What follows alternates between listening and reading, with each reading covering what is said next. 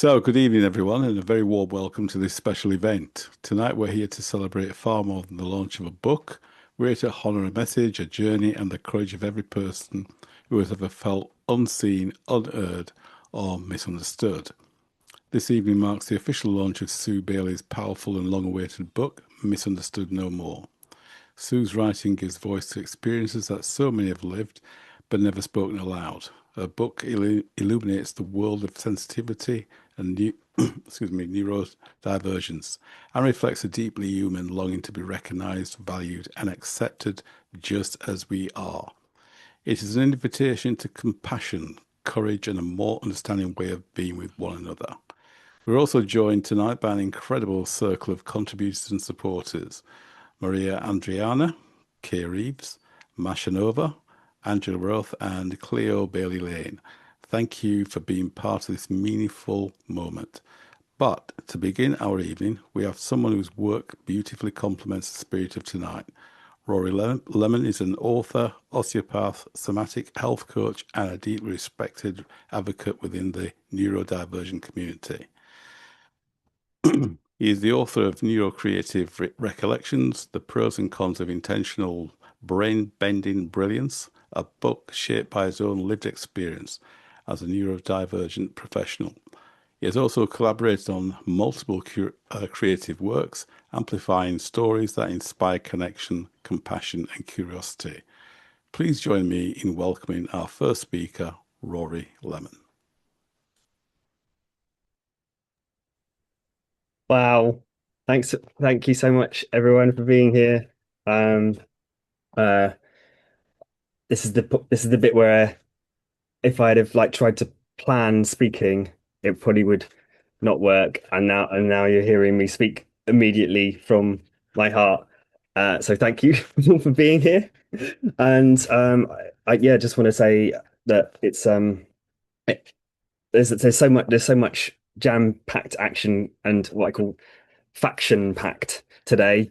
Uh, and so listen out for so much. There's going to be songs and there's going to be inspirational quotes and Q&As and talks, and it's all just gonna it's gonna be great all the way through if you can make it. Yeah, it's gonna be wonderful. And without further ado, it's a reading, so I will be reading. So maybe a bit wooden, but I'm gonna read out of the start of the book and see where I go from, see where I get to. And so the first bit is the dedication.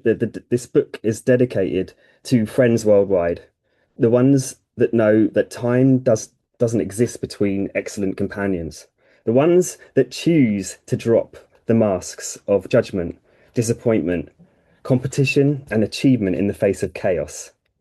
Even through their own struggles in life, a smile, a hug, a good intention says it all. The ones that forgive, forget, frolic, and fill the void with deep, interdependent dedication to passion and joy. The ones that who have faith in your merits and resonance with your personal frequency.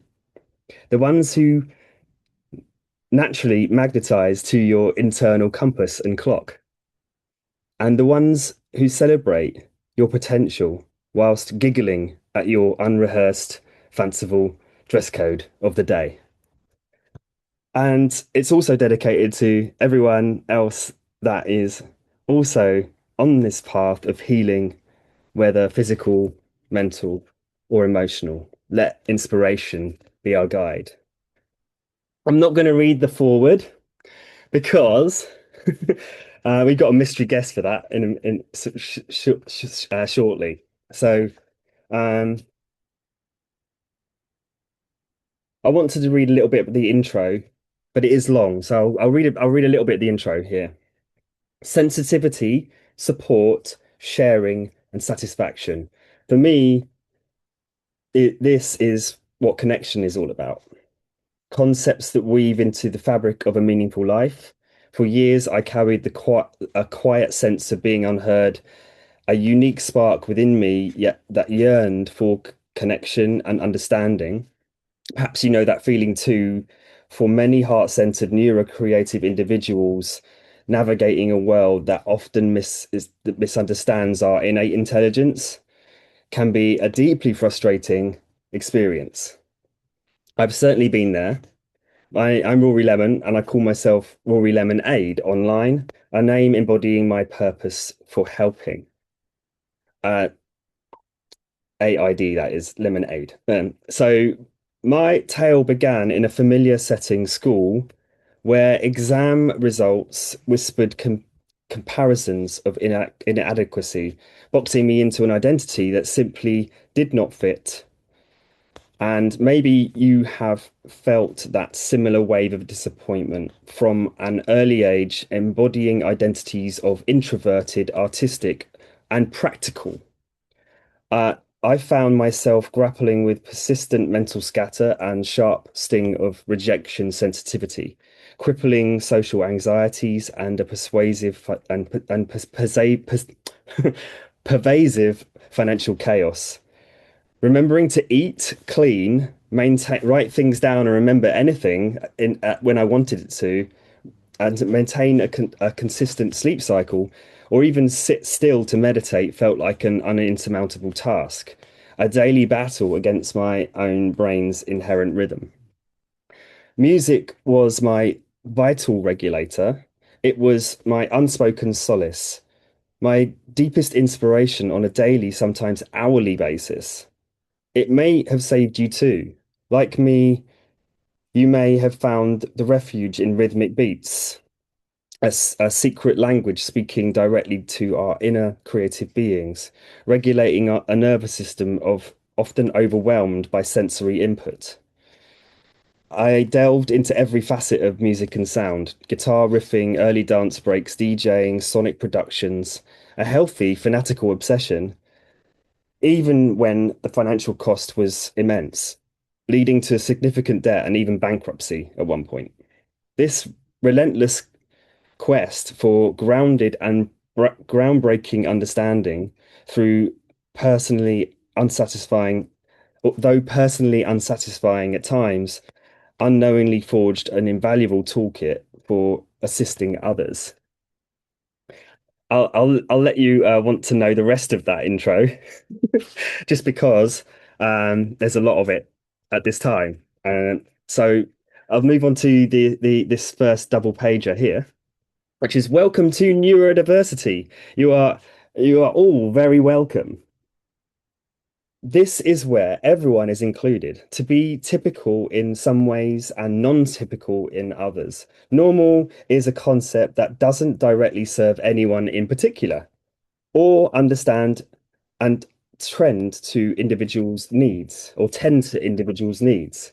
Normal is simply a reference point to differentiate between many unique situations and how things may change going forwards, such as daytime is normal when nighttime is not normal, or uh, what else? There's so many different references to know that normal is important to know what is normal so that we can know what to change or do things about. So there's a lot of like sticking points on what normal or neurotypical is, and we need both. We need all these different ideas.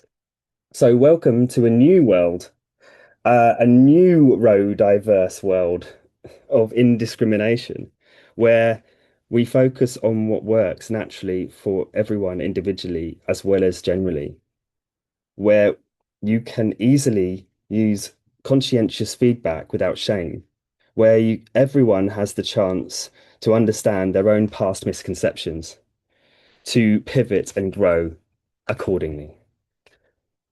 All right, how long have we got left? Fabulous. Spot on there, Rory. Spot on. Thank you very, very much indeed.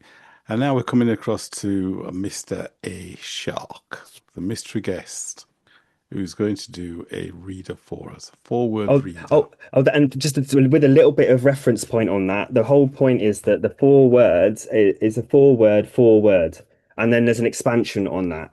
And so the reason why this is a mystery reading for the forward is that I found a circulating text online in 2022, coming out the pandemic, and I'd searched for the author of this and couldn't find it anywhere on deep researches. So it's anonymously written, and I thought that'd be quite fun to have a foreword written by someone anonymous that may find out at some point that they wrote it later on, and it's in a book.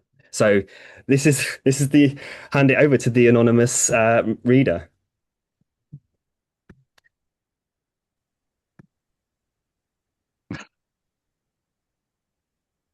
Time, reset, release, ascend. Time to reset your body and your mind. Time to let go of old and corrupt ways that have been holding you back from achieving your full potentiality. Time to let go and let God. To release unnecessary stress and burden. Time for change. Time to jump into the unknown without fear. Time to cleanse the negative energy. To let go of regrets and heartache.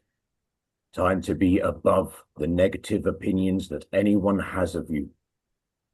Resets are necessary and nothing to be afraid of.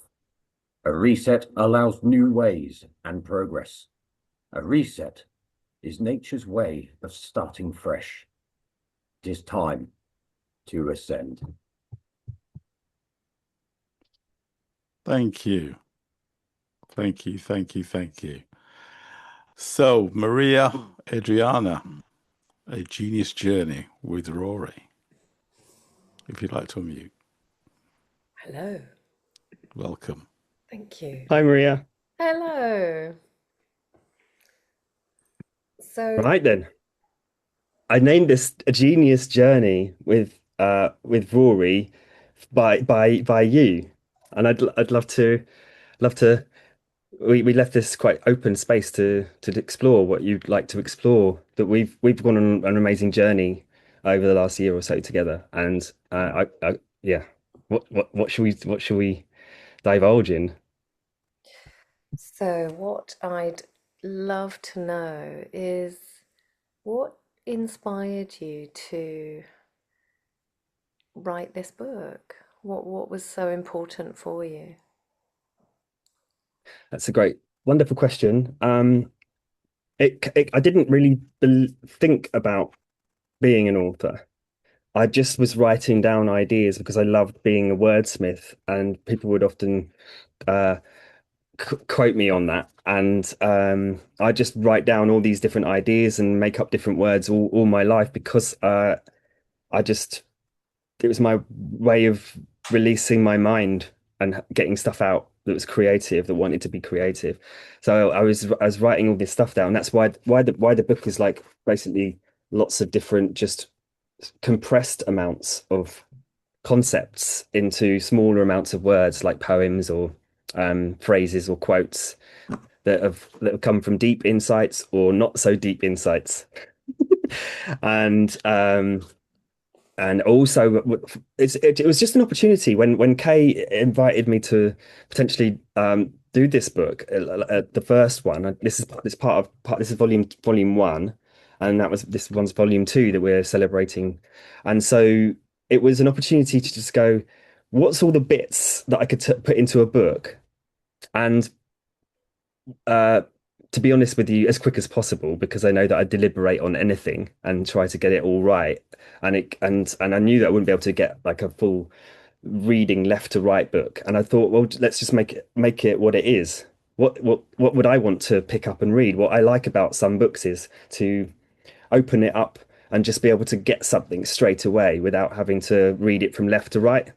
So like a reference book for insights and ways of thinking that could just break the norms, break the ways of the way we again normally conform to beliefs, which is the reference point of normal, and then what we can do if we need to change any of those things. And obviously the pictures too. I got a chance to put the pictures out there, but I've taken photos of all my life as well. Thank you. And I was interested to listen about when you were younger and what your experience was like with self-regulation and all that kind of stuff, just doing an ordinary day. So what would you say to your younger self, knowing what you know now? Ooh, wow. I think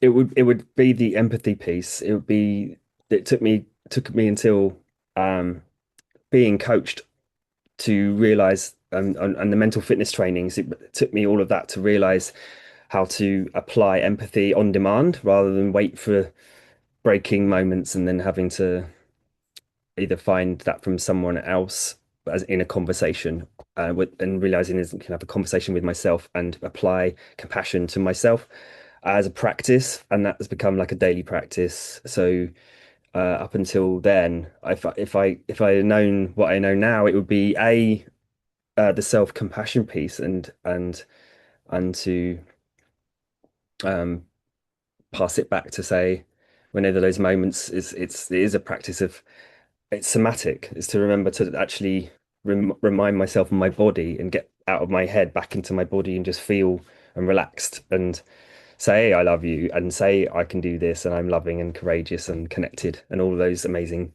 things that as soon as we were reminded of that, we can do.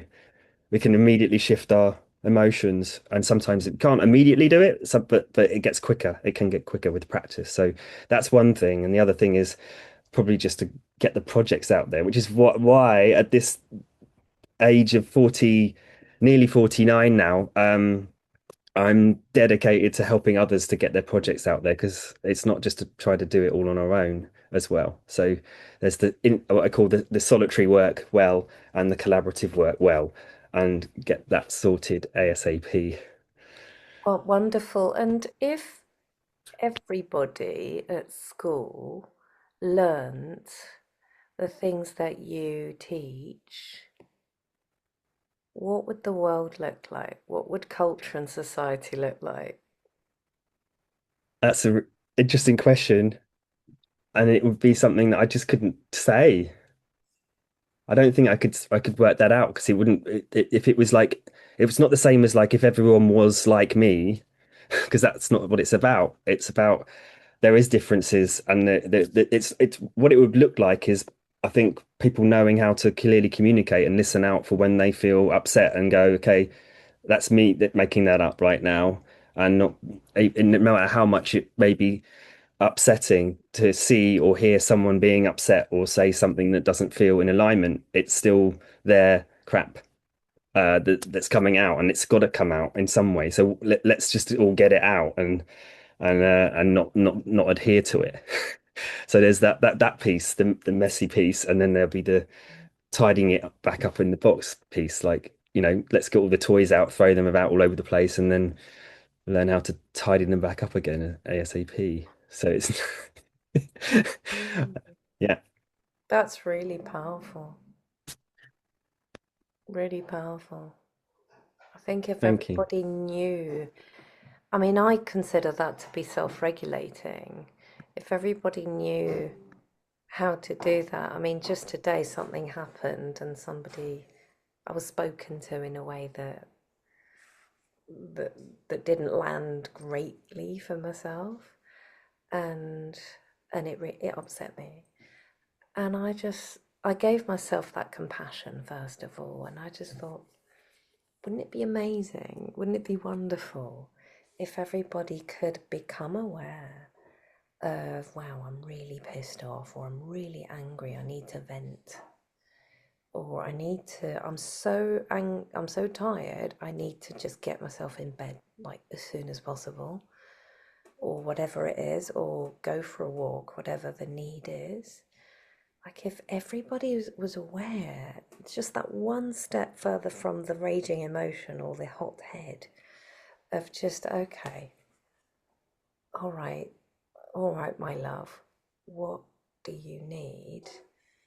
And then that, just creating that space before all of these fireworks, I think that would be a game changer. And I really acknowledge that that's what you're offering.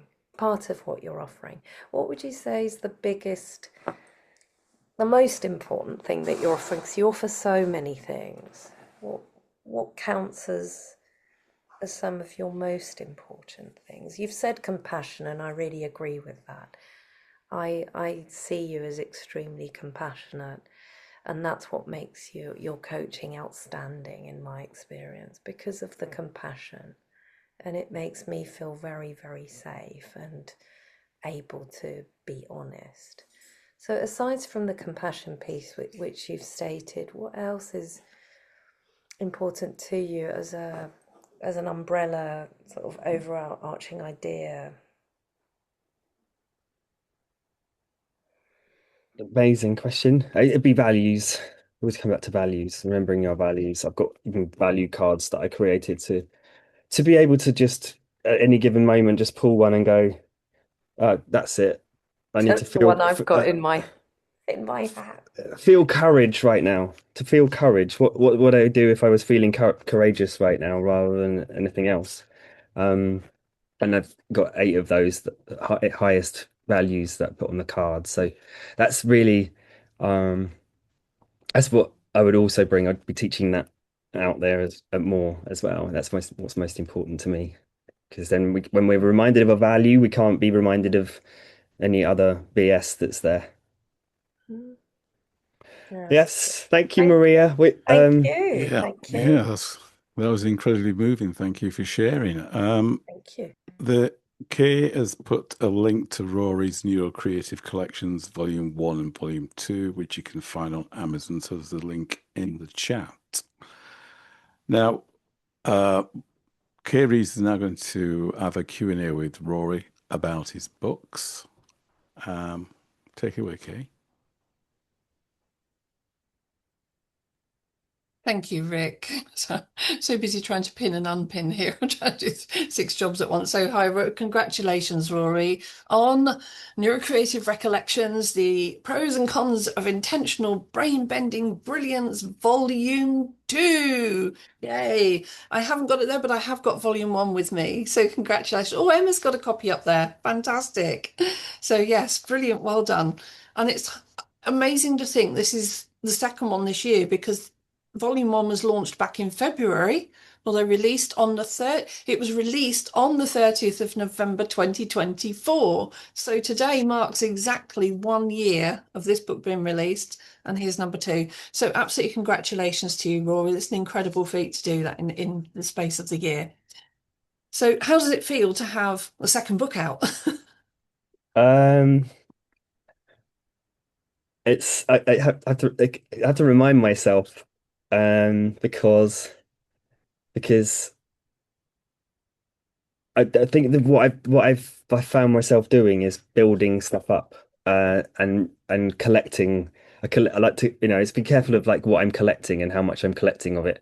And so it's a story of getting fanatical with any kind of thing and just wanting to know a lot about each subject. And one of them was vinyl records. Then and now it's like look, again, all these quotes and words and things that I was just collecting in the background, creating a big body of work. So the how it feels is it's like it feels like a normal thing. It feels like obvious, but at the same time, I have to remember to celebrate it because it's just, the first one was formatting. There's a lot of everything else to do to get the book together. But doing a series is relative. To be honest, it's kind of relatively easy. I did the start of the compiling of this in from start to finish and get the event set up and promoted and launched for now within 2.5 months. It was like 3 weeks. Managed to put that together because I'd already kind of planned it. So it wasn't like, if you include the actual work that's gone into it, it would be way before there. But this is all stuff from 2022. So the deliberately NeuroCreative Recollections is deliberately from a time capsule. It's like a time capsule of stuff that's already there, ready to go. So I've got 2023, 24, and 2025 to go. So it's all like It's all By stacked the time up. we get there, there'll be 26 as well. Yeah, there Yeah. will be more, I guarantee you. But no, that's fantastic, Rory. And so you've got it in paperback and Kindle again, haven't you? Emma's holding up the paperback there, and you can get it on Kindle as well. It's on at 1.99 today and for the next week probably. But you've got volume 1 on at 99p, haven't you? You've kind of done the offer the other way around. So volume 1's on 99p. So if anybody wants both, that's less than £3 for the lot. So that's an incredible bargain to go and explore these. So what you've said is beautiful, Rory, and it leads on to one of the questions I've got written down for you. Was there a moment that you realised this book needed to exist? Or these books, I should say. It kind of comes back around to that point being that I probably needed to write a book. When I first thought of wanting to write a book and needing to feeling like it was a need, probably a year before that. The first one, so 2021 at the end of it. So it shows the sort of the process of the manifestation process of gestation of the idea, wanting to, took a year of sort of maybe thinking about it but not knowing how to do it, and then meeting you and then you just saying, hey, I can show you step by step. Okay, great, I'll just follow the steps, and we did that in 90 days. But it probably would have carried on and on in the background if I hadn't have had that sort of urge or the little nudge to do it. So it was probably 2021, yeah, that I thought, there's something in the reflective practice through the being coached, realizing that you can't just consistently reflect all the time. It's got to come out of you. Other it's just called ruminating. So Good word, good reflection, word. reflection, doing it, and then reflecting back on what you've done, and then that creative flow cycle, in fact, of think of what to do it, think of what you did, celebrating it, and then just forgetting about it and doing it all again, so that it's not Start just again, yeah. stuck on. Because I think people tend to get stuck on one of those things. One people like just doing, but don't really think about what they're doing, and then go, oh, I've done lots of life in 30 years. That's what I was doing before I realized I could slow down and really reflect and practice it. So yeah, I'm going on a tangent a bit. Oh, that's brilliant. Some brilliant answers, Rory. So is there a part of writing a book that surprised you the most, whether it's volume 1 or volume 2 or volume 3?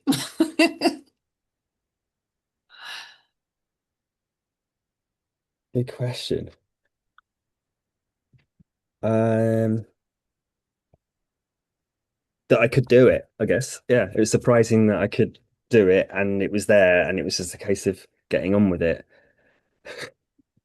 Like you say, having that guidance, I think is probably the same, similar to when I did my first book. I'd ruminated on mine for about 5 years. And then the moment I had a book mentor sat down and got the structure in place for me, it was done in 12 days. So, and the same, I know when we did Emma's, she'd written hers in 20 days, and yours, from literally from beginning to end without the writing process, but the whole process, including publishing. Like you said, we all did books that year in 90 days, but that was from concept to completion, not just the writing in the middle, because there's a lot more to it. So no, fantastic and well done. It's massively, honestly, well done to you to have the second one and already planning volume 3 and 4 as well. And I'm pretty sure you won't stop there. I know what you're like. But I'm looking forward to seeing what goes from here. And thank you for giving me the opportunity to speak to you on your book launch tonight, Rory. Well done. And thank you for being an awesome member of the Self-Help Bookshelf group as well. So if anybody wants to know what the Self-Help Bookshelf is a group that we run on Facebook, where as a group of 4 authors, we collaborate and support each other with self-publishing, self-help books in the wellbeing sector, of which Rory is a founding member. So thank you. And I will now hand you back to Rick, whatever you need to do next. So, Thanks, Kay. Thanks, Rory.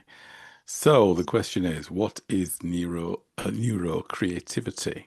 And to answer that, we have Marcia Nova. which has been thrown in this moment just to I thought it'd be fun to play around with this concept.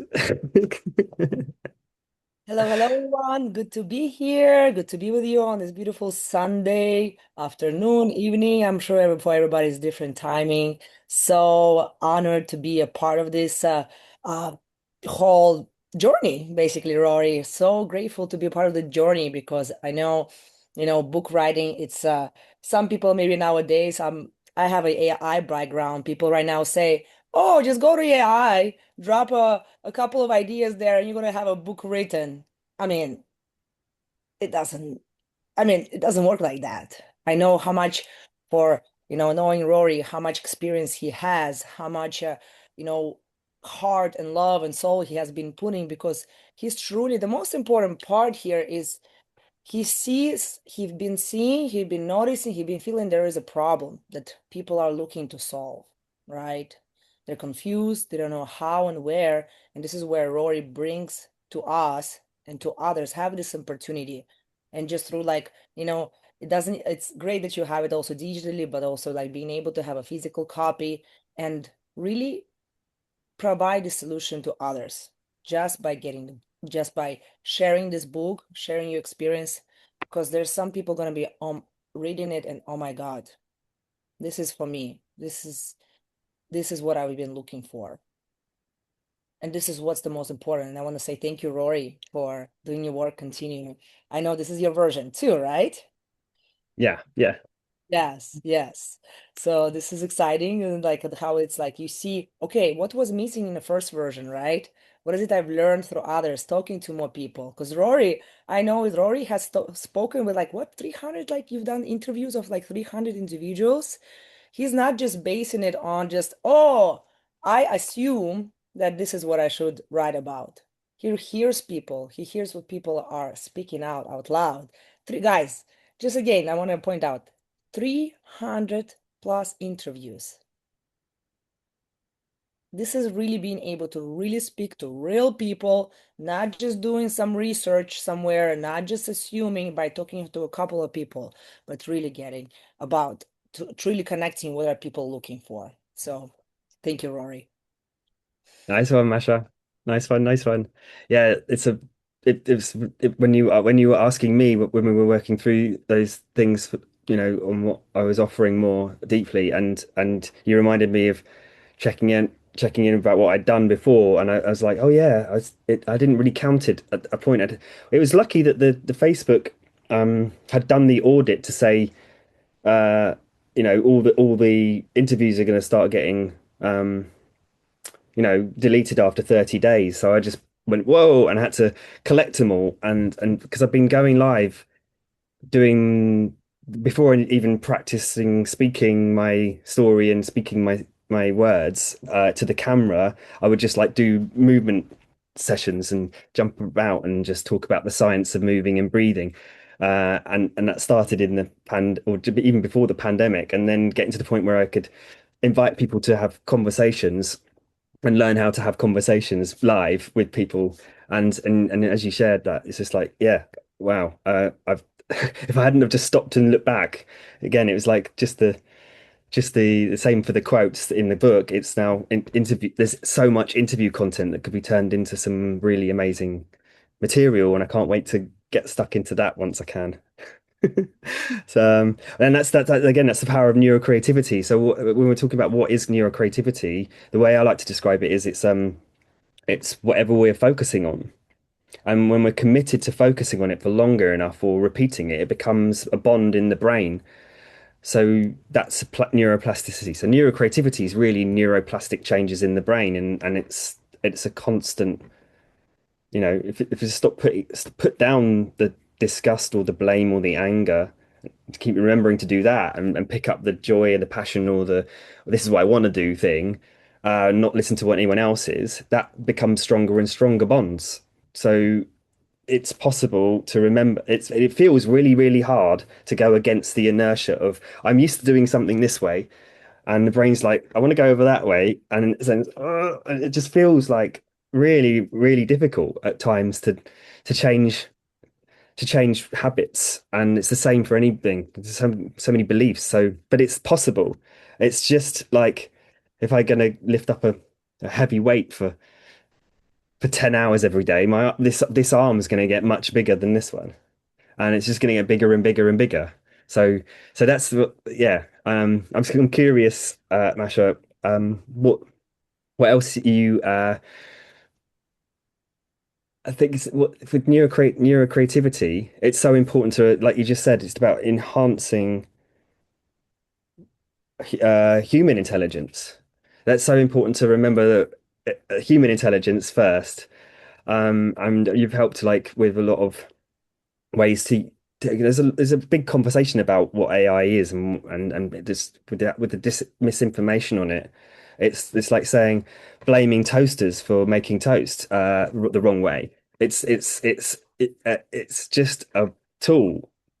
It's just a tool, and it can be an amazing tool that exponentially grows things. And there's always I like to say, there's always a human inputter and a human director at the other end. So whatever is being experienced through whatever's created with AI, not by AI, is decided upon at the end result. It's decided what's going in, it's decided what's going out. It's human intelligence, really, at the end of the day, and it's up to us to be mentally fit to discern what we want to consume or not. I wonder what you think of that, because Yeah, and actually I'm gonna bring up like actually 2 points here. I'm gonna start with a negative point, right? You, Rory, right now, actually, the work you do is actually because technology has been also destroying us in that regard, right? Like you saying, focus. Like when we hear the phone bling, we've been right now working on some creative work. We were focusing and bling, oh, and you go and reply to that message. And now you're like developing all this ADHD, right? And all of that. And it's because of technology. So it's definitely something, including, of course, AI. We could sometimes get into spiral. How many times do people spend too much time in chat GPT talking, like getting like creating images? I know people when they go create some images, oh my god, they will sucked in. So there's of course a lot of distraction and the opposite of focus, what technology does. But if you can leverage properly, so even for example, like you're saying with AI, instead when you can develop, when you, and you already know, AI, if you train it on you, if you train it on understanding you, understanding your business, or understanding your career, or understanding what are you doing, what are you creating in this life, then it can become like your consultant, like your coach, and you can actually start. Now you can actually start and utilize it as your brainstorming partner. So for example, if you actually get stuck somewhere, or if you are seeing some habit that you like, let's say, let's just take a simple example, workouts, right? Like doing a physical activity.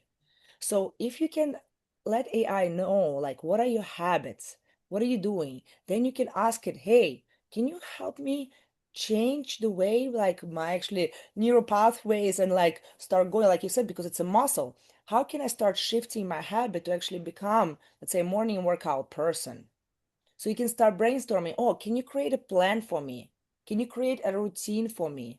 And then you say, okay, something's not working. You're seeing something's working, something you keep sharing and keep sharing. So you can use AI besides, and AI, just want to say here, it's not a medical, first of all, I'm not a medical expert and AI is not a medical expert. So if you have something beyond that, please go talk to your medical experts. But it can be there for you anytime and remind you, hey, maybe even create like morning affirmations, right? Hey, let's craft not affirmations that we just got from online or somewhere, like, or we heard somewhere. Let's craft an affirmation that's going to be really tailored to me. Let's say it's going to be, oh, when you wake up, you're going to read, I want to be cups. I want to be strong. I want to be fit. I want to be having clarity, clarity. That's why I'm committing today. I want to be doing a 20 minutes or whatever, 40 minutes activity. And so you kind of craft it for your own needs. So this is where you can leverage AI and help you create the right neural pathways. Because again, coming back to what Rory says, it's like a muscle. It's literally, we have muscles there, and we just sometimes developing wrong muscles. Right, Rory? I love what you're saying around utilizing it for what it's meant for and remembering what it's not going to be useful for. If you're getting frustrated with it, then it's not useful. If it's like, oh, I want to do that, and it's showing, and it feels like, oh, I'm moving somewhere, then that's what it's meant for, as well in that respect. And I really feel like that those that really struggle with organizing cognitively and language, it's actually amazing. It's an amazing tool. It's really helped me to formulate and see patterns in words and stuff for certain options. But I just know that it's not useful for like trying to replace anything. It's just what's the bit that needs enhancing logically, rationally, then that's great. Um, but yeah, Yeah, it's not. it's a big topic, a big topic. Yeah, I mean, it's not replacing, right? It's amplifying. I mean, you can see it as replacing, or you can see it as an amplifier, right? Yeah. Yeah, and then coming back to like, yeah, just human intelligence and human connection. Human connection will never not be needed by humans. And the jobs where human connection is connecting, will never go away. Uh, and and and our human resourcefulness will always be needed to um being resourcefulness. So yeah, I think it I was think, important it's an important conversation to bring up because of it's yeah, coming up a lot at this time, and whether it's taking over creativity or not, it can. Yeah, I don't believe it can unless you're giving your attention or power to it. Like I said before, you're giving your attention to something and building up muscles of fear. Then just remember that what's happening around that. It's up to us as humans to keep our neurocreativity in check. So thank you, Masha. thank you. Thank you so much for Yes, Thank you having so much for your I. help. And just want Oh, to add on one more thing, like talking about AI, right? Let's just imagine there's two books are written exactly the same, right? And one is written by Rory, and another one it says has been written by AI. What's the problem there? We don't connect humans to AI, right? I mean, I don't want to read a book that's been like written by AI. I want to read also a book it's actually been written from the soul, from the heart, from somebody like Rory, right? And it could be, I'm just giving an example, it could be like, let's say, two equal books, but we humans still going to be connecting human to human, like you already said, and not human to AI, right? So that's where it's like really like true pressures comes in. So let's not worry about that AI is something going to be replacing, because we need still people like Rory who actually went through real human experiences by talking to so many people, discovering, connecting with them heart to heart, soul to soul, brain to brain, whatever it is, right? And that's when a beautiful magic can come out. And we can read the book and we can feel Rory, right? We can feel his experiences. And that's how for everybody else. So thank you so much, guys. Thank you for being here on this beautiful Sunday evening, afternoon, morning. Love, love, love. yeah. Thank you. Anybody who knows anything about me knows how I adore AI. So you articulated how I use it. Thank you very much indeed. Right, so inner child card game. Okay, well, I thought initially about having a load of cards. There's about 30 in a pack, and there's no way I can hold them all while I'm on the screen. So it isn't going to work as I planned. So I've picked 10 cards and I will use them to speak about the inner child. Many of you will know that my inner child stemmed my creative journey, and she doesn't take no for an answer. So anything to do with colour, anything to do with words, anything to do with self-expression, she wants to play.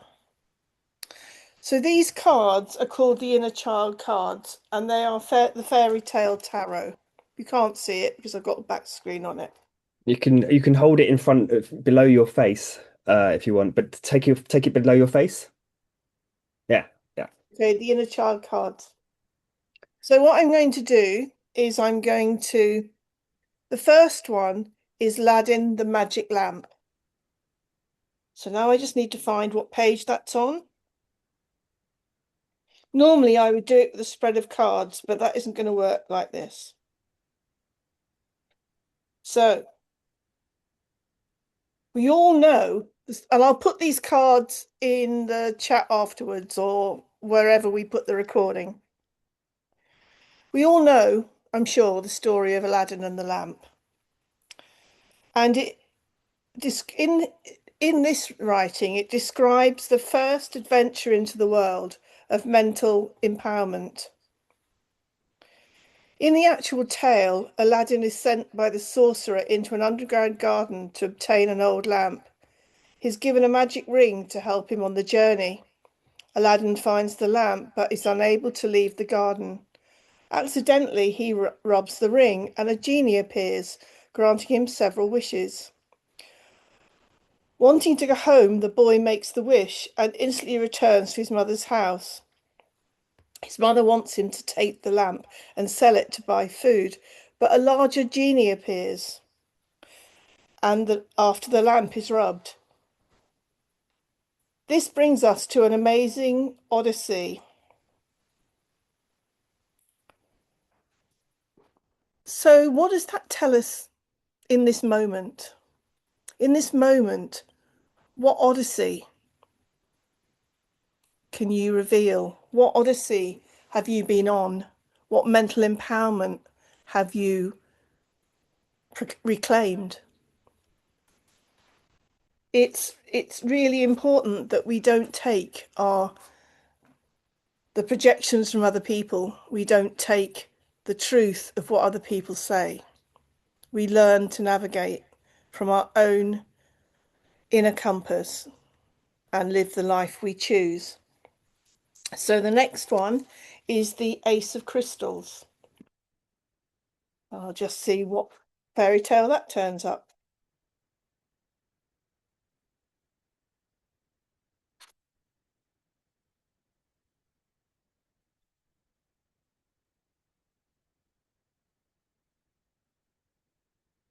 Okay. The Ace of Crystals. In northern folklore and legend, a belief exists that during the winter months, when the earth is silent and asleep, under her blanket of snow, the gnomes are busy weaving crystals in the light of the moon, the sun, and the stars. When the rebirth of spring appears, the gnomes offer these precious gems to the sky, and through the gentle rain of springtime, magnificent rainbows are created. The hard-working gnome in this card has uncovered a beautiful crystal for you. The time has come for you to accept the promise of hope, unity, and abundance that this crystal brings. The rainbow in the sky is a bridge awaiting heaven and earth and representing the harmony of all people.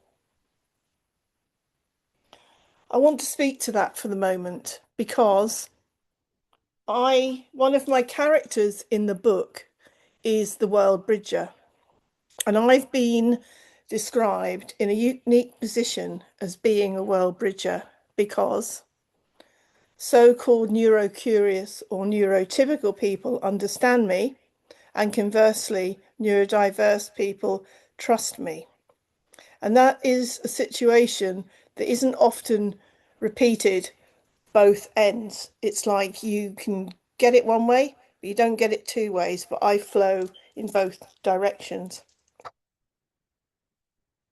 Right, the next one is the Guide of Wands.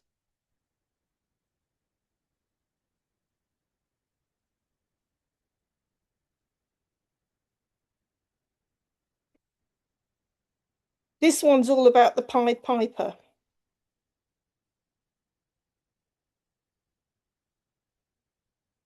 I should have printed these out, but I didn't have any ink. And I wanted to be spontaneous. Okay. So the Guide of Wands. When the town of Hamlin was infested with rats, a mysterious visitor known as the Pied Piper arrived. He says he will pipe the rats into the river for a fee, and the delighted town leaders agree. But after he completed the deed, the townspeople did not want to abide by their part of the contract. The Pied Piper gets angry and decides to pipe an enchanting tune that mesmerizes all of Hamlin's children to follow him to a peaceful and serene mountain. However, one lame boy attempting to keep up with the others shout out. So what is the message of this card? You never know when the muse will suddenly arrive and depart. Many people who've seen my art for real know that every painting is a muse. The muse arrives after the brushstrokes are made. You cannot create the muse with your thinking. You can only create the muse with kinesthetic action and blind faith. You cannot do it. You cannot do it by visualizing it. You can't do it by forcing it to happen. You can only do it by taking a colour at a time and seeing what emerges.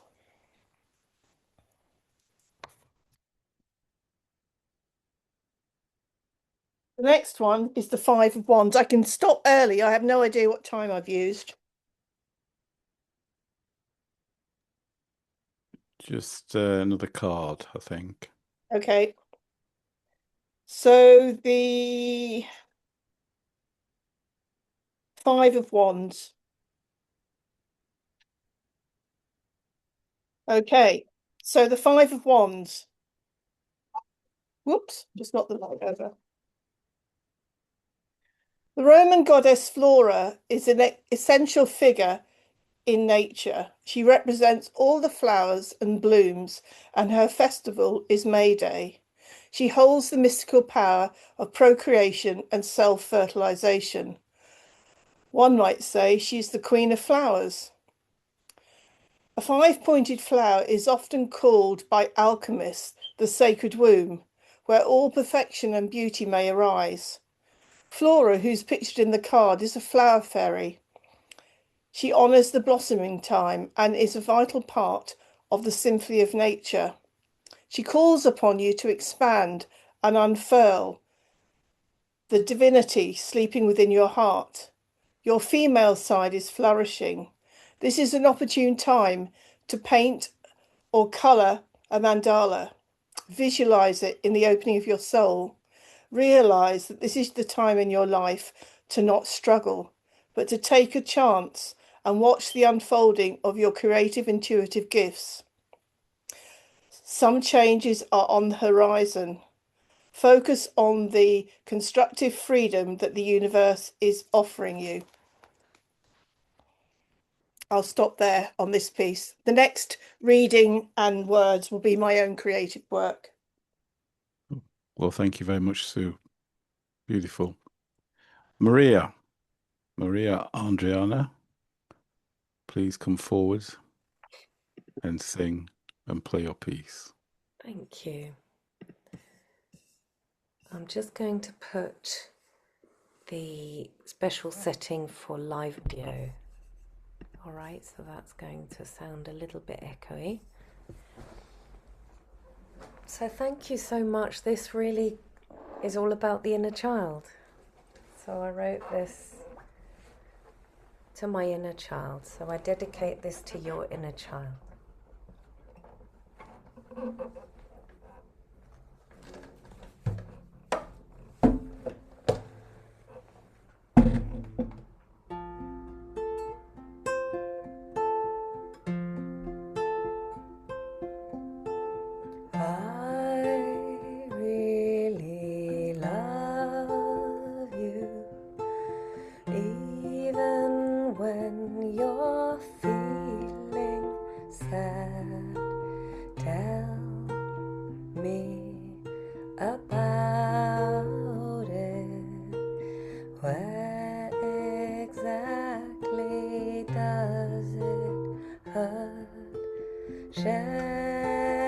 Tell me, darling, I'll make it go away.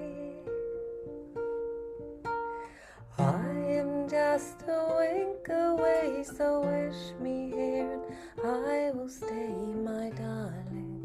I'm really here for you. I will always hold you close forever and a day and more, my darling. I'm really here for you. I am just a wink away, so wish me here and I will stay, my darling. I really do love you.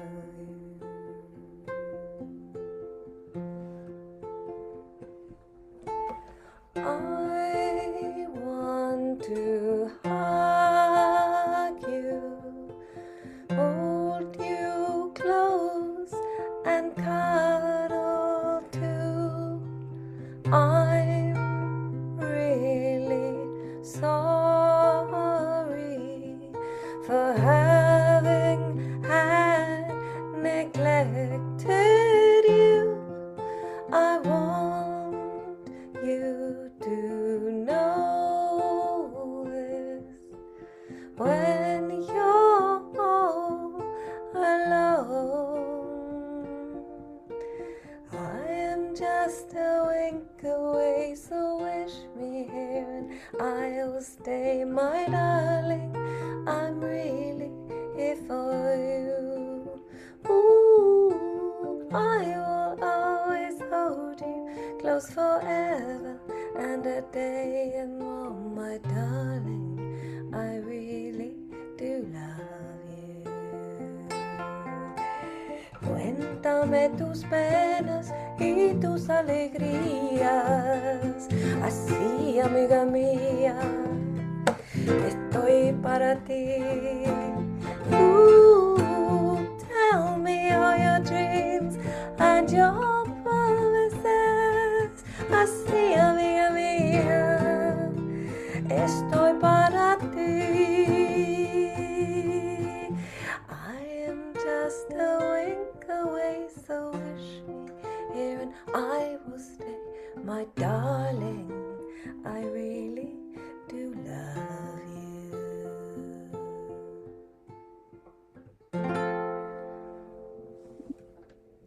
Thank you. That was awesome. My favourite bit was the shark nodding. Thank you, shark. Thank you so much. Okay, so we'll sorry about this, unprofessional. Okay, would you like to do a roundup? A roundup of Rory's book, please. Yes, I think I can do. Bear with me, I just swap this over again. Oh, Right. brilliant. I was going to say what I would do is, if not, we'll move on because we're cutting short on time, and I'll do a roundup of them both at the end of the evening. Okay, so therefore then we're going to move over to one Cleo Lane, who's I'd also also just like to really briefly say I had the honor and the pleasure of sound engineering that song. It's on Bandcamp for Maria's Bandcamp. That song is available on her Bandcamp, and so yeah. So Cleo, I've just lost Cleo. Emily. Hello. I'm just trying to find Cleo on here. Bear with me while Oh, there she is, in the centre of the screen. Here I am. Can you Hi, hear Cleo. me? Hi there. Yep. Would you like to sing your song? Yeah, well, I'm not going to be singing the song on my own. I'm going to be getting you to sing it with me. I'll switch my mic off. Oh yeah, well we'll do that in a minute. So basically what we're going to do is I'm going to teach you a song. It's called Heart to Heart. It's by someone called Nikomo. The words I'll put in chat and I'll tell you what they are as well. The words are heart to heart, hand in hand, healing the circle, healing the land. And if you look at the words on chat, it says healing the land, because that's how we're going to sing it.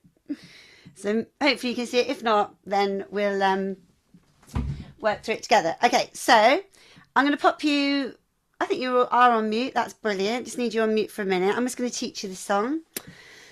And then we're going to sing it together, and I'm going to provide a sound file full of harmonies for you to sing along with. So we're not going to actually be hearing each other's voices because you can't really do that on Zoom, but we are going to get to learn a song and then sing it together in circle as we are today. So here we go. So I'm just going to do it line by line. I'll sing it and then you just sing it back with me. So here we go. Heart to heart, heart to heart, hand in hand, hand in hand, healing the circle, healing the circle, healing the land, healing the land.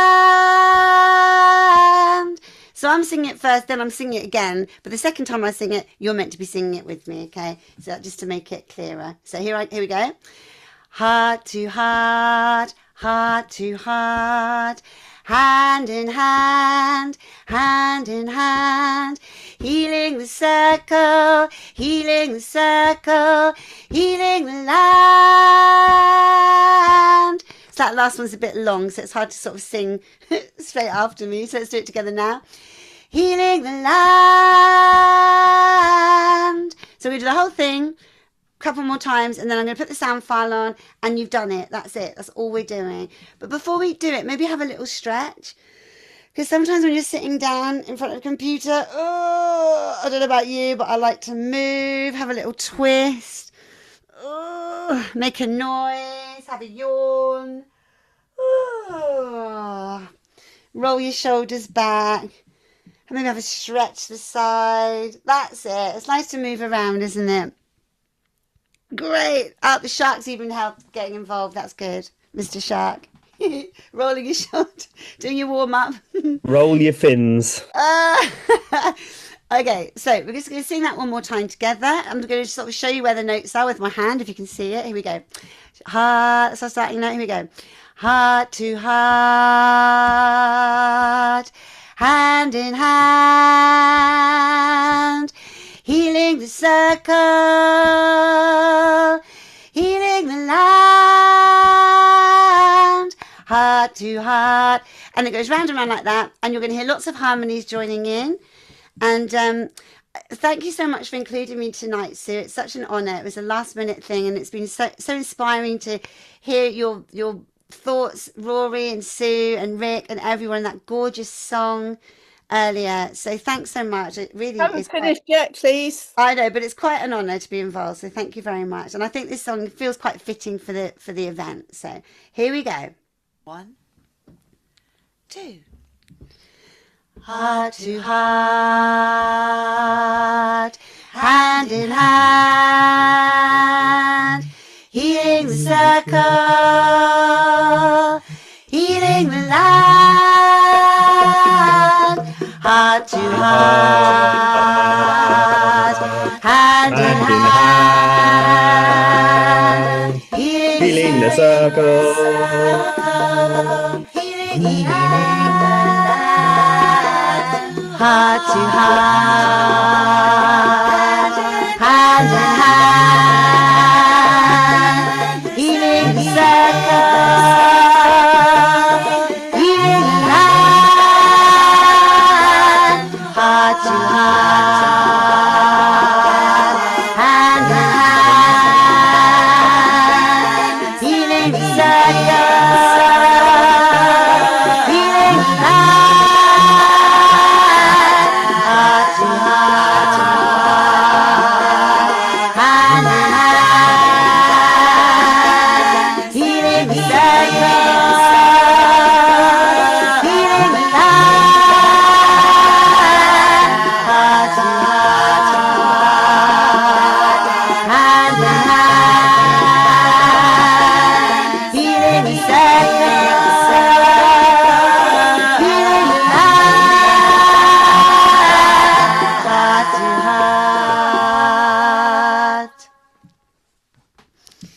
There you go. And Mr. Sharp, we were doing a bit of a duet together there, which was very sweet as well.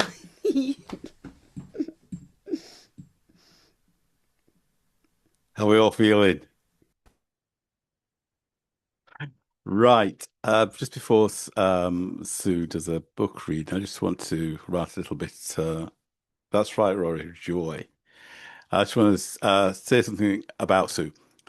Our next speaker is Sue, brings a depth of presence, compassion, and creative spirit that is truly unique. Sue Bayley is a one-spirit minister, intentional creativity artist, embodied relational therapist, somatic teacher, life purpose guide, and a powerful advocate for sensitive and neurodivergent souls. Her personal journey, including discovering her own neurodivergence while supporting a frightened young client, has profoundly shaped her approach. The tools that help her navigate a world designed for neurotypical minds has now become the foundation of her work with others. Through her writing, art, and activism, Sue empowers people to understand their worth, honour their sensitivities, and find their authentic voice. So please join me now in welcoming Sue Bayley.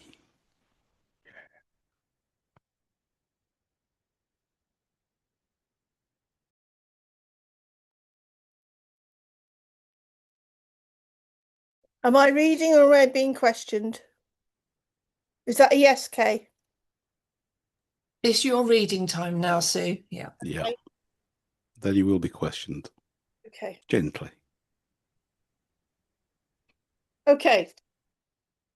My book is called Misunderstood No More, Untangled by Love.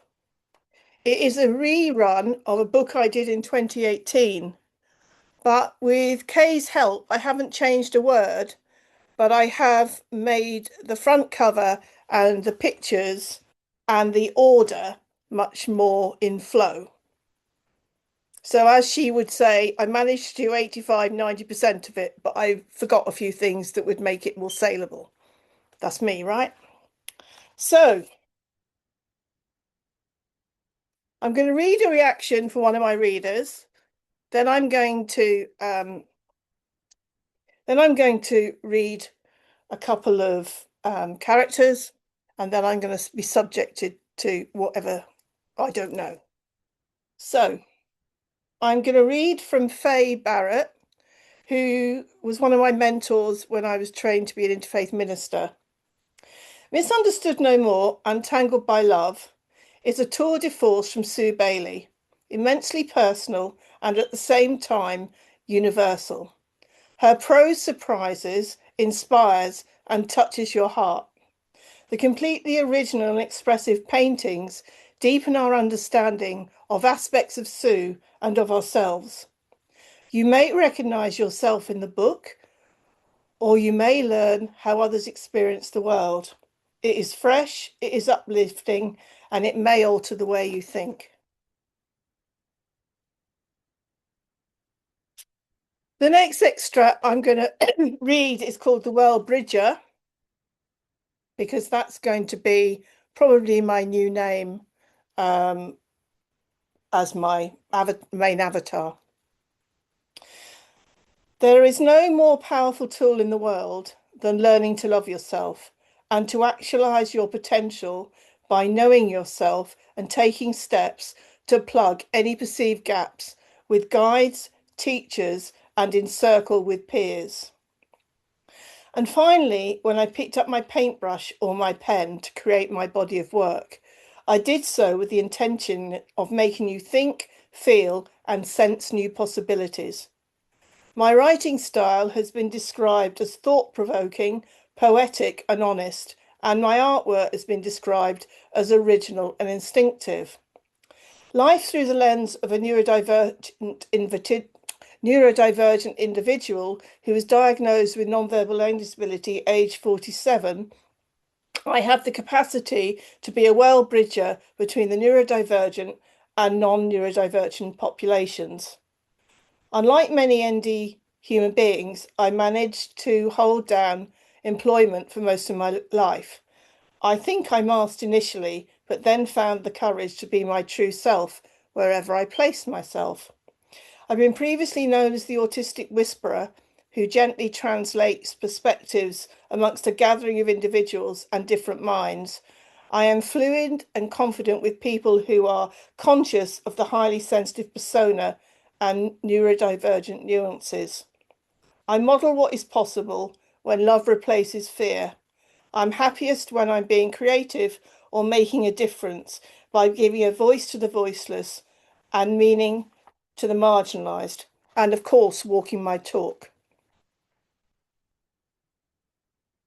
And the other one I'm going to read is shorter. So I don't know what I'm going to get asked, and I might need some of the book to answer those questions. Power of the human spirit. One metaphor that's kept me going through life is that no matter your circumstances, the human spirit finds a way to survive. And in some way that compares to flowers and trees in the natural world. When I look at plants and they need watering, it makes me think of traumas in my own life and where I needed nurturing and nourishment. Like a plant who always searched for the light, the human spirit always searches for survival and growth in the same way. Each generation has a part to play in their own sovereignty and providing the best soil for the descendants. Sometimes, just like plant life, we need additional resources and support from other experienced gardeners to replenish what we lack. And the image I'll show you in a second is called Honouring the Generational Trauma, Pay for Figures Interpreted with My Paintbrush. And so it's basically 4 generations with an abstract background. And now I'll go into the fire of Kay. That's right, Kate. Q&A about the book Misunderstood No More.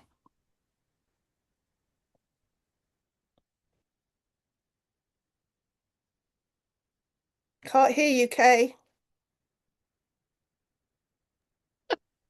Will that help? Yeah. I was so busy pinning, I forgot the mic.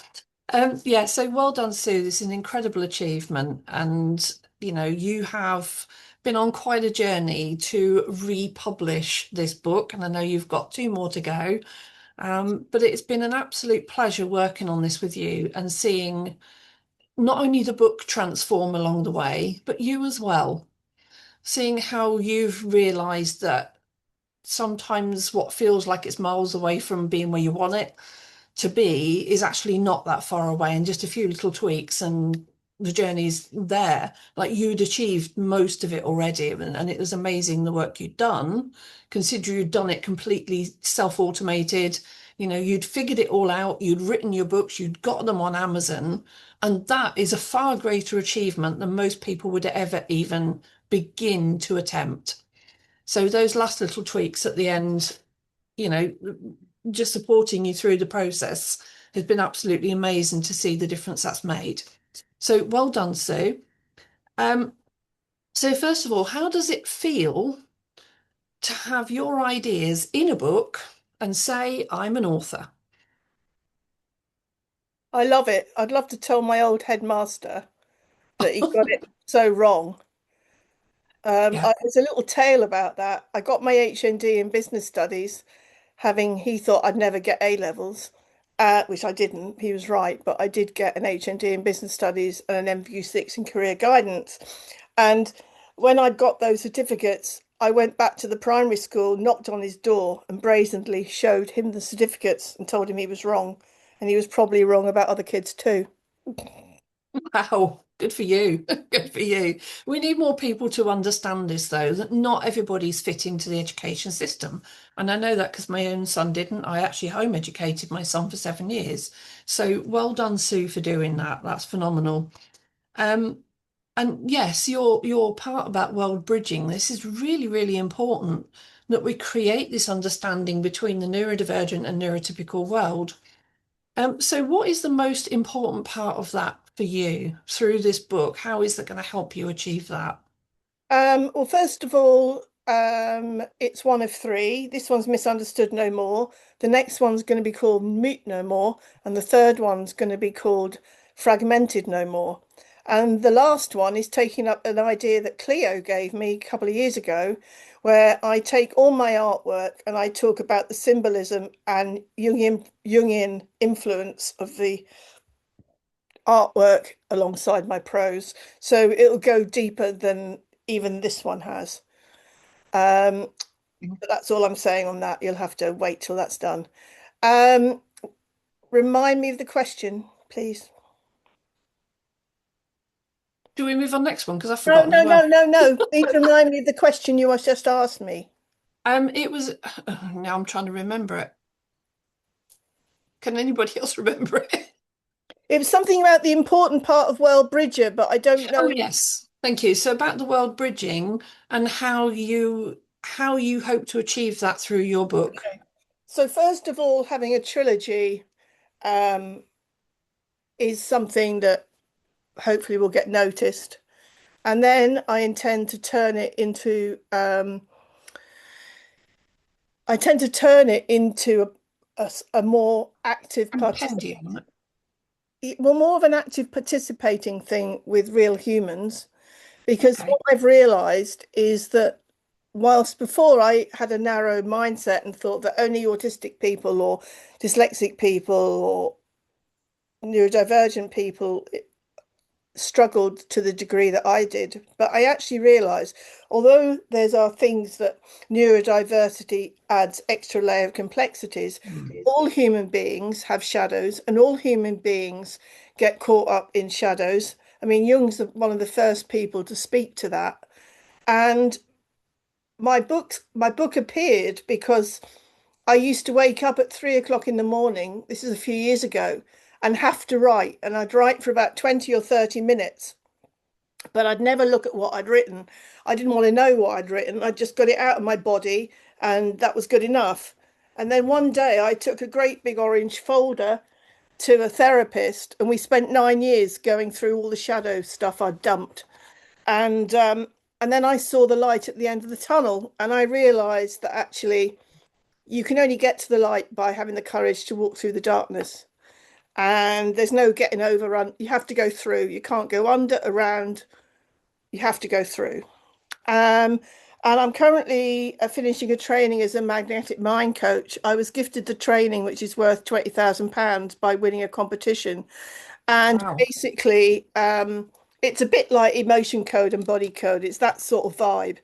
And what I'm realizing is that if I use my creativity to lead what I do, the rest will follow.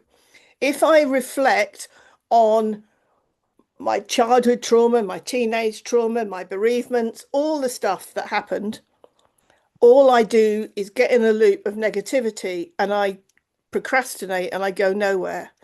So if anybody wants to help me, they can keep pushing me down the end result of creativity for my tribe and my body of work. And they can help me realize that my shadow stuff has a time and place because it's taught me, but it stays in the right timeline, i.e., behind me, not ahead of me. Well done, Sue. That's amazing. And honestly, your work is powerful and the messages that you bring. And I want to thank you, honestly, for the absolute creativity that you've put into your book in bringing that into this beautiful format, because it really is. So for anybody who hasn't seen Sue's book yet, each of her pictures or artworks, whichever they are, with a personality profile. I'm neurodivergent as well, but differently. I'm more ADHD than ASD. But I love how each of Sue's personalities represent a set of feelings and emotions and thoughts that go with a mood in the moment. And how Sue described it to me originally is this feeling fragmented is in any time she could feel like any one of these personalities. And it felt very fragmented having all of them, and it was learning to piece them all together. So, like we said It's to not her all one of day, them. It's not all of them. It's no, about but in, 10 of them. yeah, and the rest will come in book 2 and 3, won't they? But it's about recognizing that although each of these, in this sense, is a page, the pages make a book, and as a book, you are whole, and they all fit together. And so, for anybody who doesn't understand what it's like to live with neurodiversity, this book is a great way to explore that through these individual personalities that Sue has expressed against her artwork. But also, if anybody has, it's a tremendous way to reflect on how you can feel whole and not feel fragmented and broken. And life is absolutely valuable and worth living. You have really amazed me with what you've achieved, Sue. So well done. Thank you. So I'm going to hand back to you and Rick now to carry on with the agenda. Fantastic. And I've put Yes. the links in the chat as well, because Sue's Kindle is 99p. It's there. And if anybody doesn't know how to download a Kindle and would like to get one on a smartphone or a tablet, there is a video set of instructions further back in the chat, or I can repeat it if you need as well. But 99p, well, it's nothing. But yeah, great way to explore this. And same for Rory's. Thank you, Sue. Right, I'd like to welcome back Cleo Lane. Okay, Cleo doesn't appear to be with us. So she said that one song would be enough. Okay, so Kay, would you like to do the roundup prior to the disco? Ooh. Let me repin. There's actually there's one thing that's come up for me. I just really wanted to share based on what what Sue shared about the shadow work and all of that. It was there's something that I wrote in my book that's about like the light bulbs. I just wanted to share it. It's more often than not, the light in the middle of the tunnel needs the attention it deserves from your very own local friendly light bulb replacement servicer. And and often that's just a reflection on how sometimes we got to go through it, but we don't have to go through it alone all the time, again and again and again. And it's often there's someone around the corner that knows exactly the right light bulb fitting that you might need to make that journey a bit smoother, to get that light in the middle of the tunnel brighter. So thank you. Thanks, Sue. Thanks, Rory. If you don't mind me adding a little bit in here as well, just because, being part of the self-help bookshelf and with Emma as well. In fact, do you want me to bring you on just for a moment as well, Emma? Yeah, that's fine. As you're here, we might as well. So here we go. This is the self-help bookshelf. So also, one of the reasons this started was my son was suicidal on 12 years. And then I realised that they're talking about light at the end of the tunnel. And there didn't seem to be any. We couldn't find it. And then I realised that being neurodivergent on the autistic spectrum, and that's why all of this conversation is so important about neurodiversity and sharing awareness. But I realised that being neurodivergent, many people on the autistic spectrum are visual learners. They don't have this ability to visualise internally the same, the way some of us can picture things, but they need to be able to see things to understand them. If it's conceptual, like time and money and distances and various other concepts in the world, they're very difficult for them to understand. And that was when I came up with this concept of the human emotional cycle, and ended up writing my book during lockdown 2 in 2021. And it was a few years later, when I was writing some more books, that I then bumped into Rory on a networking event. And he started saying he'd like to write a book one day, doesn't know where. But I'd also been at an event and had a table with some of my books. At the time, I had the one book. It looked pretty pitiful on the table, all on its own. But on the next table to me was Emma Oldershaw, and we got chatting. And she kept saying, I really want to write another book someday. And she wanted to self-publish. And so as I got to meet each of, these three amazing beings, we ended up forming the self-help bookshelf. So instead of writing alone and trying to publish alone and launch alone and do everything alone, we said it would be much more powerful if we collaborated. And not only for us supporting each other, but we've got the self-help bookshelf group on Facebook, which I will get the link for in a minute in the chat I did say earlier. So we connect with a wider audience. We're over 200 people in there now on Facebook, where we publish and promote self-help books from the four of us.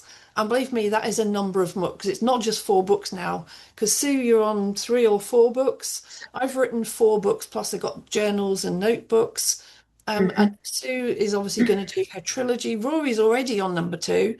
So we've got a number of books, but we are all coaches, trainers, therapists, mentors. Between us, we're all working in the wellbeing sector as well.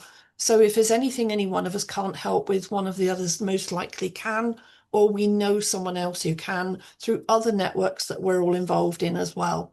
So we're all connected through a wider circle as well. And then we've even got people like our wonderful MC tonight, Rick McKenzie, who is also in essential wellness and deals a lot with essential oils and well-being products, whereas we're more in therapy, training, mentoring, and so on.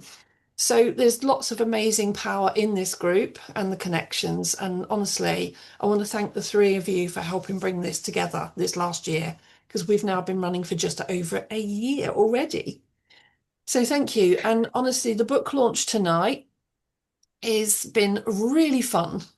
And I was going to do this. So on reflection, on reflection of an amazing evening, I think we also need to introduce a mystery guest as well, don't you? Didn't we have an anonymous guest on here earlier? Do you think we should introduce him? Definitely. Okay, right. I'm going to pop you off a minute, Emma. Is there anything you want to say at all, Emma, before we go? Yeah, honestly, I think both of these books are amazing. Rory's I've got, Sue's is on the way. I ordered it, I think yesterday, so it's on the way to me. I didn't quite get here in time, but I've got them both either here or coming.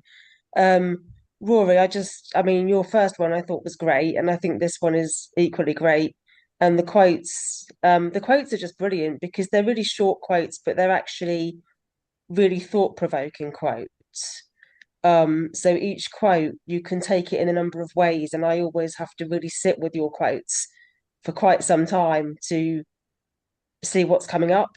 So even a very short quote that doesn't maybe look that much can actually generate quite a lot of emotion, and it's really interesting how that happens. Sue, yeah, I think what you were saying was really, really amazing, and I think a lot of the inner child stuff that you talked about, that's what I do mostly in my therapy work is inner child stuff. And I think I'm really looking forward to getting Sue's book. Um, I did get a sneak peek of a couple of pages of Sue's book, which she kindly sent over on WhatsApp, and there were a couple of quotes in there again that really hit me out of nowhere. So it was really interesting. Again, it's just one sentence sometimes in a book, and that's the beauty of what Rory said about those books that you can just dip into and something straight away, comes up. So you can take something, and I think you're both really good at that because at the bottom of one of Sue's pages, it said something like, your true self and your conditioning.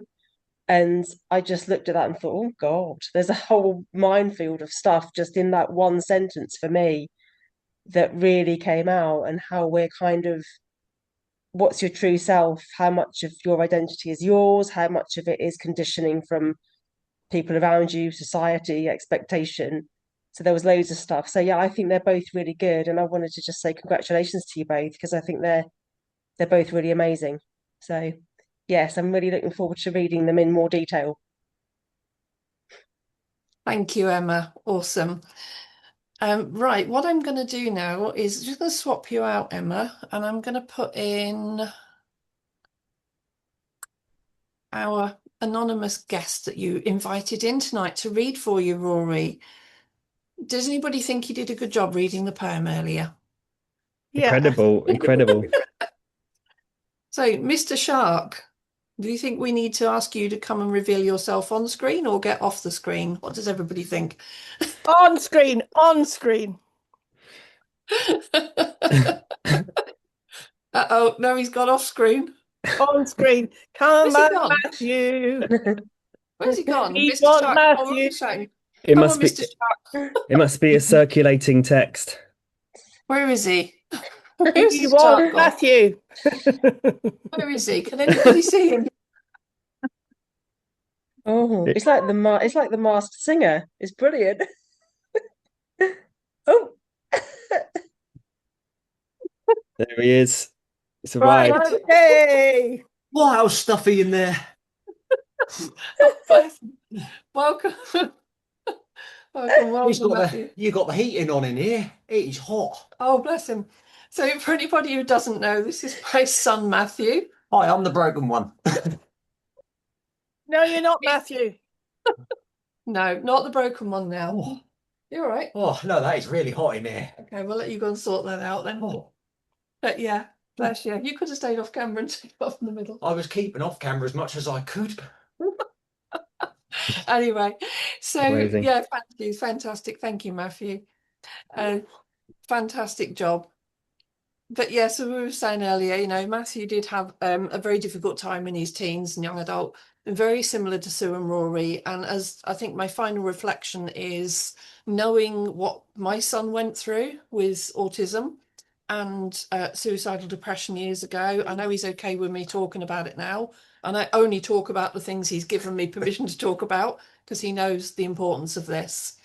And knowing that Sue and Rory have had all the non-verbal autism in their childhood and teens, and, you know, understanding the challenges that are involved with all of this, that's what's made this book launch so powerful, seeing the two of them launch together and working together. We want to be together in future launches. Wow, this is going to take some planning. But to have two books that have come out in such similar formats, in that they're all about less words and more imagery, both in Rory's and in Sue's, it's more about understanding on reflection a lot more than heavy text. And there are some books out there that do have a tremendous amount of text, and I've got to say I'm pretty guilty of that one myself. But at the same time, it's important that it's that reflection and inner work is key to self-awareness and self-understanding. So thank you so much, and honestly, it's been a tremendous book launch. And I'll hand it back to you if either of you want to round up with anything before we party. No, it's just been an absolute pleasure to be the MC on this. So I'll pass the baton over to Rory. Thank you. Awesome. Thank you so much, Rick. Again, just like to say, well done. Thanks for all being here. It shows dedication to yourselves as much as we can be mirrors for each other, and good ones at that. Good looking mirrors, let's hope. But yeah, and so yeah, thanks. This is just really amazing evidence of what can be put together through excitement for a better future, through neurodiversity awareness, and just everyone putting their bit together makes it really amazing. So that's all I want to say is thanks, Rick, for putting your time in and making this go so smoothly, as well as Kay doing a lot of the ushering to get, you know, us crazy flowers into spontaneous thinkers, or spontaneous and then sometimes stubborn thinkers at the same time, to get into some kind of order. Sometimes we throw things at Kay at the same time. Today's definitely been interesting with all the last minute planning, but yeah, the changes. But no, you've done an amazing job, both of you. Honestly, it's been great fun working with you both. It really has. And yeah, really powerful work. Okay. Amazing. Yeah, they're basically going to be doing the week-long Kindle 99p. So if you love the book and you check it out, please give it send it to a friend. Let's all help each other raise awareness of this stuff that it's trending right now, and that means it's also really important.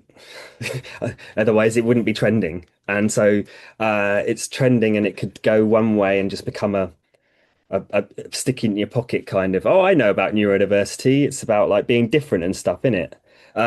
Or it could be like, oh, if we could actually understand each other, or want to understand each other's differences to the point of not caring about or over caring about each other's differences, then what does that equal?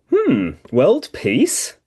So yeah, so this is the science backed version of world peace is quite exciting for me, you know. Well, Rory, we can even teach the people that are not neurodiverse that actually we're not mad, bad, or sad or broken, and nor are they. And actually, if they were to look in the mirror and look in their own shadows, they might see that we reflect things back to them they'd rather not see.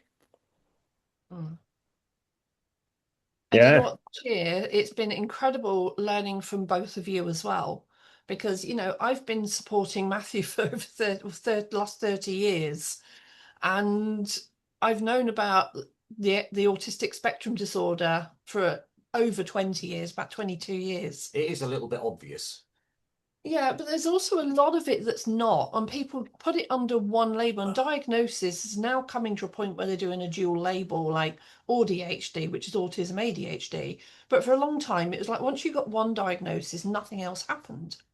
But what we've learned this last year more than anything is more important than the label is understanding all the multiple challenges that go with neurodiversity.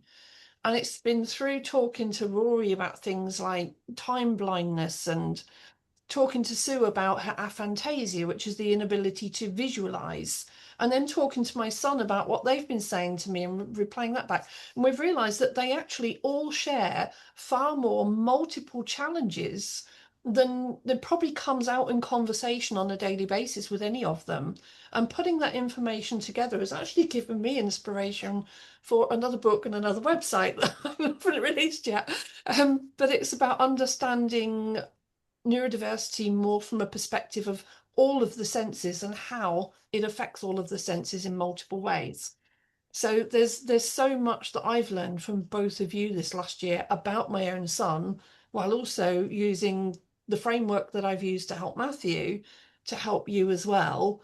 And then using the fact that I've learned to publish books to help him to help you publish books. It's like, this is the power of collaboration. It really has been tremendous supporting you this last year. It's also helped you learn a lot about yourself as well, I think. It has, yeah. Because Well said, Matthew. That's my point.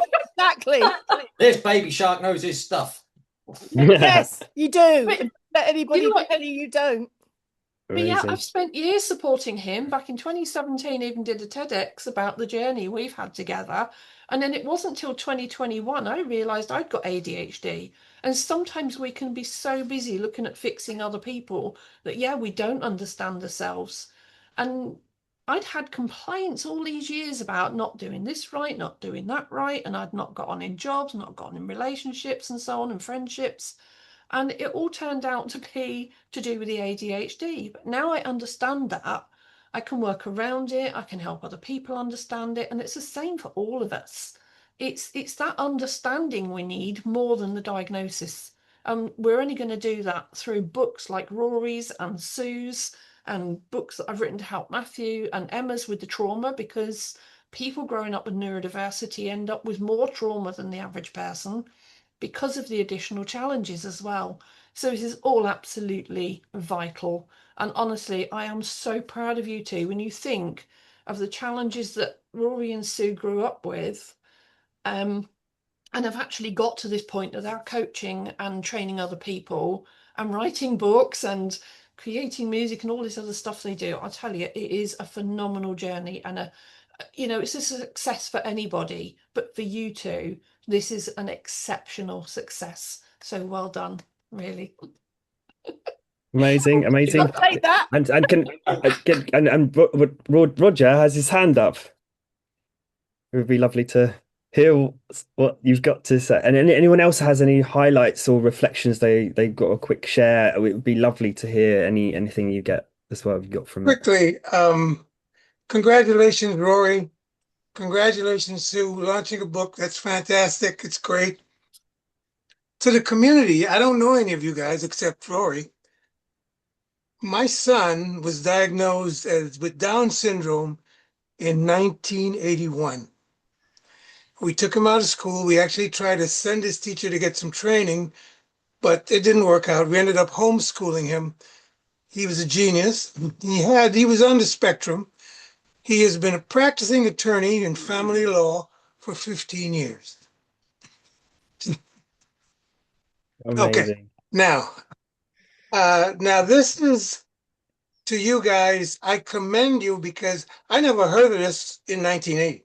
We had no clue what was going on. We just depended on loving our kid and teaching him the most we could. I worked on aircraft. My wife stayed at home, and that's how we got through it. I commend you guys because you guys are providing something that was not there when I needed it. So I commend you for that, really, from the bottom of my heart. The other thing I want to just drop in quickly is all this talk about AI is just making me laugh. As an aviator who started in the late 70s, I've watched so much technological advancements that's pushed people out of work in the cockpit. We used to have 4 people in the cockpit. Now we got 2. The airplanes are safer, they're better, and everything works better. Don't be scared by technology. Mankind invents technology. And lastly, before I go, Rory's a table tennis player like me, and the table tennis centennial. Table tennis, by the way, was invented by you blokes in England. The centennial is next year, and the World Championships are in England. And yeah, I'm planning to be there. And for the last thing, my buddy's movie is coming out. It's called Marty Supreme. It's a table tennis movie. It's released on Christmas Day. Congratulations again, guys. Great going. Well done. Roger, thank you so much. It's always a pleasure to hear you speak, my brother. And Thank give you so your much. son a hug from me, because that is absolutely awesome.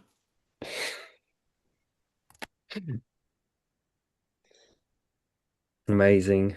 Does anyone have a question or a highlight or something that's come up for them? Yeah, let me jump in. My hand gets lost in my background. Oh, yeah. Carol Vinci and Sue, thank you so much. That was wonderful. And Rory, great. Do you have to publish a book through your organization to get listed?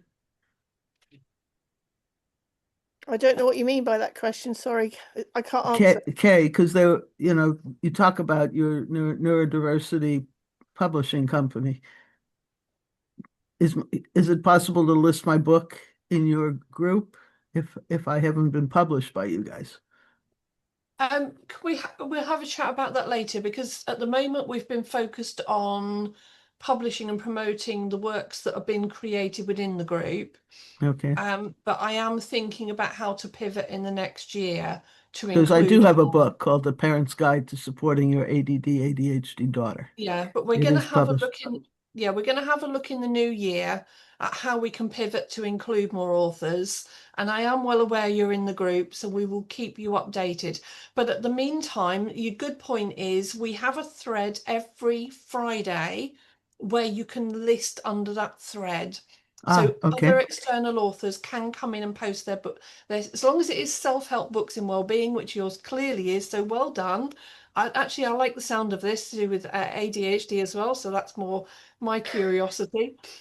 So yes, absolutely, we will have a look at that. But you can definitely post on a Friday, and Great. Okay. let you know how we do or don't pivot in the new year when we This is Carol's come book. down a little bit and recover from all the book launches. This Because is I Carol's also book.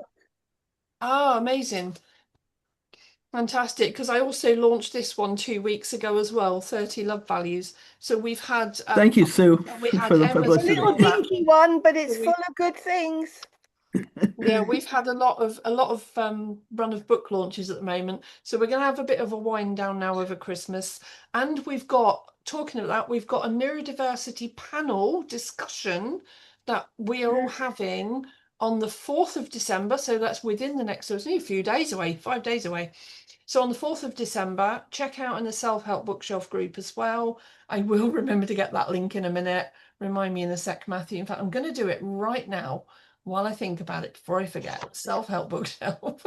And that's going to be hosted by somebody in Canada.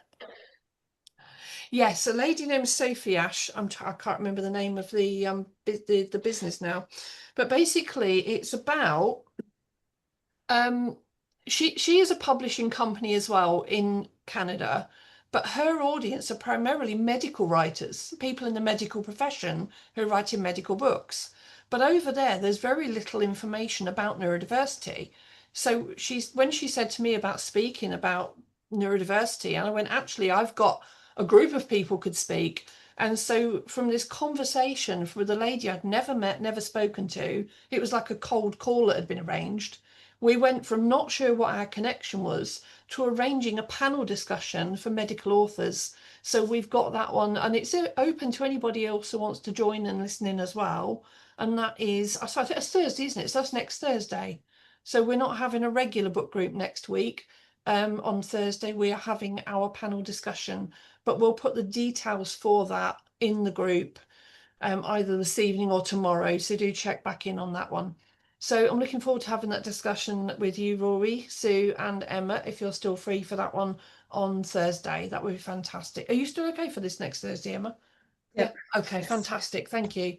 No, that would be great. And I'm looking forward to that one. That sounds like a really important panel discussion to have. So thank you for your question, Carol. And it's absolutely right. So anybody with a self-help book can can promote in our group on a Friday under the self-help book thread. Thank you. And thank you for being in the group. It's amazing to have you there.